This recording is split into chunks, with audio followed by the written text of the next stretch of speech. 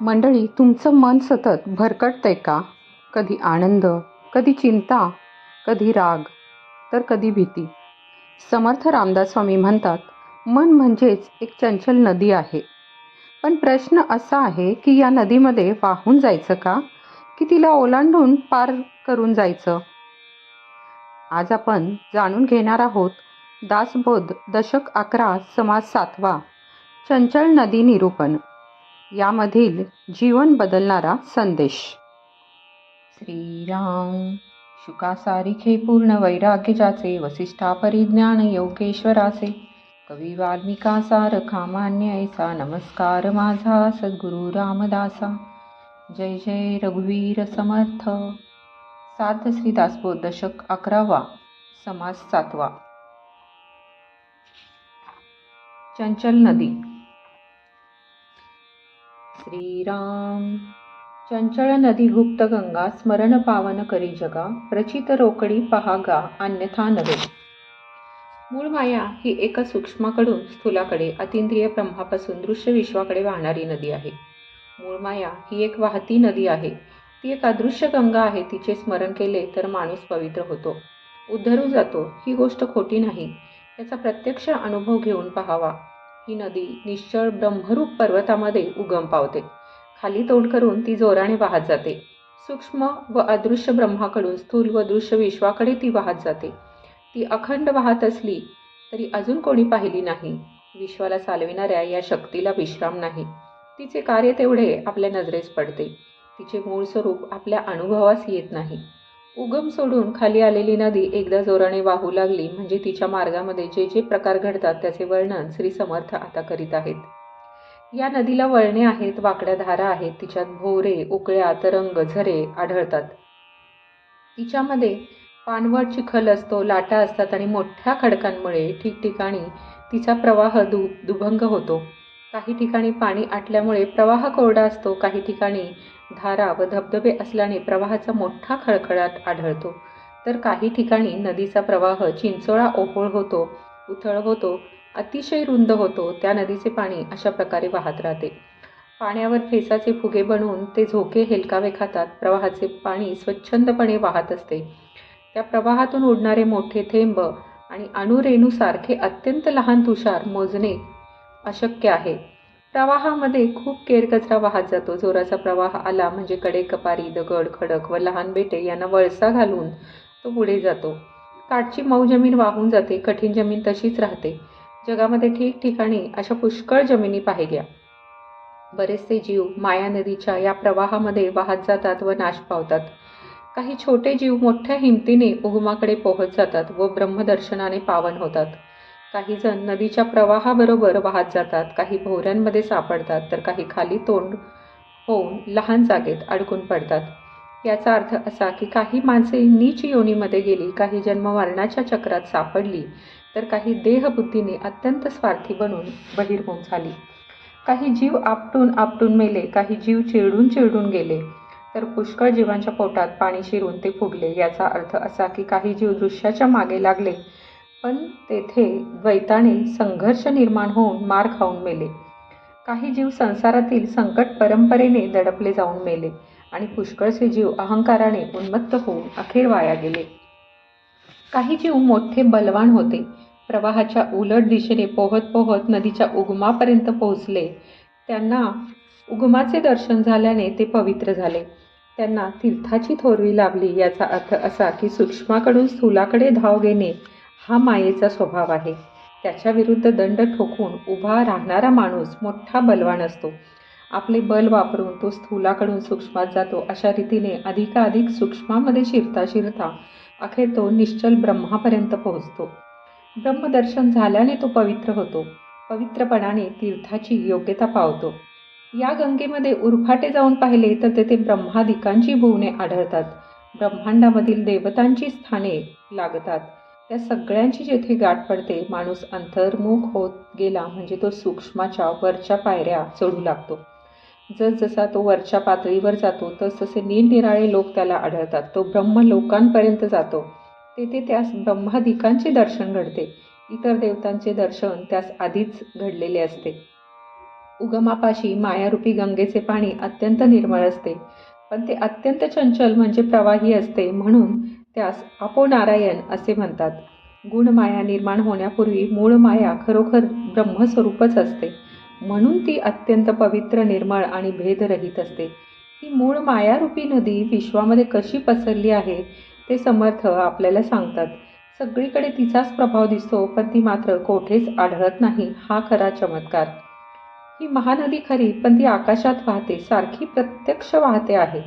स्वर्ग, मृत्यू आणि पाताळ या तिन्ही लोकात ती पसरली आहे.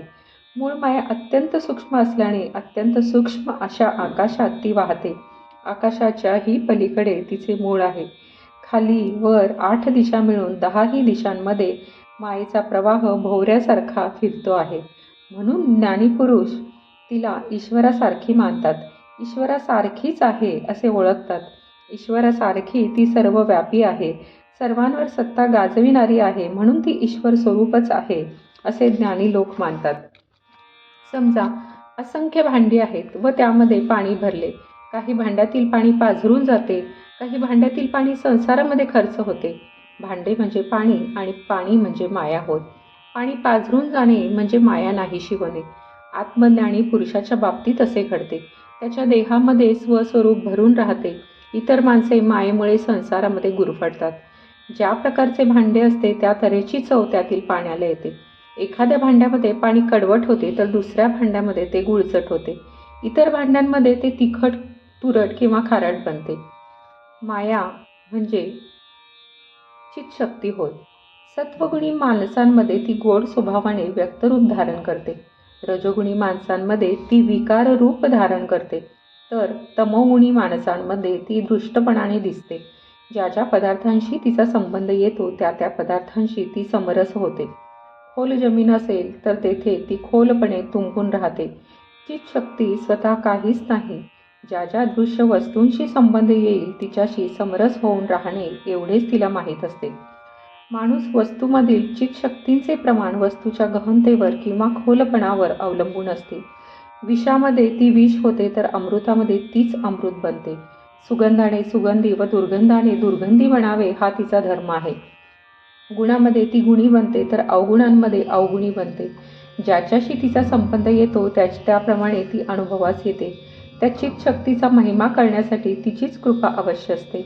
ज्या मूळ मायेचा अंमल सगळ्या चराचर विश्वावर चालतो तिच्या कृपेनेच परमार्थ विचार उत्पन्न होतो. तीच सारासार निवडून दाखवते. तीच अनुभवाची खूण आहे. म्हणून तिच्या मनात आले तरच माणसाला तिचे अनिर्वचनीय स्वरूप आकलन होत असते. या माया नदीला इतके अथांग पाणी आहे की ती नदी आहे किंवा सरोवर आहे याचा पत्ता लागत नाही. कितीतरी माणसे माया नदीच्या पाण्यातच वस्ती करून राहिलेली आढळतात. सरोवर स्थिर असते, नदी अस्थिर असते. हे दृश्य विश्व स्थिर आहे असे वाटते, पण दृश्याने ते इतके अपरंपार भरलेले आहे की त्याचे अस्थिरपण, प्रवाहीपण माणसाच्या ध्यानात येत नाही. म्हणून माणूस दृश्याच्या बाहेर पडण्याचा प्रयत्नच करीत नाही. अखेर तो फसतो. जाणते पुरुष काय करतात ते ऐकावे. प्रवाहाच्या उलट पोहत पोहत जे उगमाच्या पलीकडे पोचले त्यांनी मागे वळून बघितले तेव्हा त्यांना असे आढळले की माया नदीचे पाणी संपूर्ण आटले. तेथे नदीचा मागमूस सुद्धा उरला नाही. आपली वृत्ती अंतर्मुख करून सूक्ष्मात शिरले आणि माया नदी ओलांडून अखेर ब्रह्मस्वरूप झाले. त्यांच्या दृष्टीने माया मुळीच नाही अशी अनुभूती आली. ज्यांनी आपली वृत्ती शून्य केली, जो निवृत्ती बनला, अशा थोर ज्ञानी पुरुषांच्या स्थितीचा अभ्यास करून ती समजून घ्यावी. अखेर दास म्हणतात की हीच गोष्ट पुन्हा पुन्हा किती वेळा सांगावी. आता याचा सारांश ऐकूया.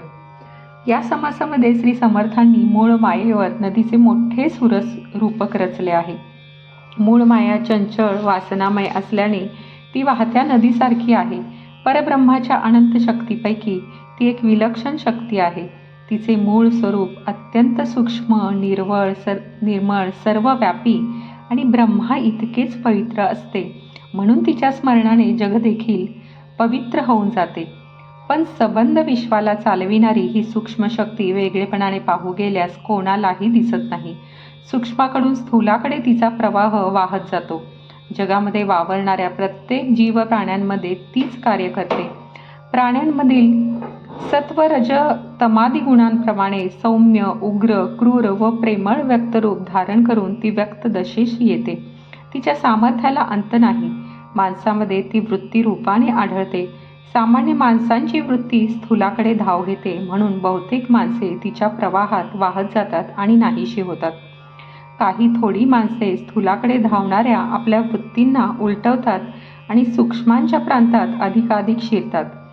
वाटेत त्यांना ब्रह्मलोक लागतो, तोही मागे टाकून ते उगमापर्यंत पोहोचतात.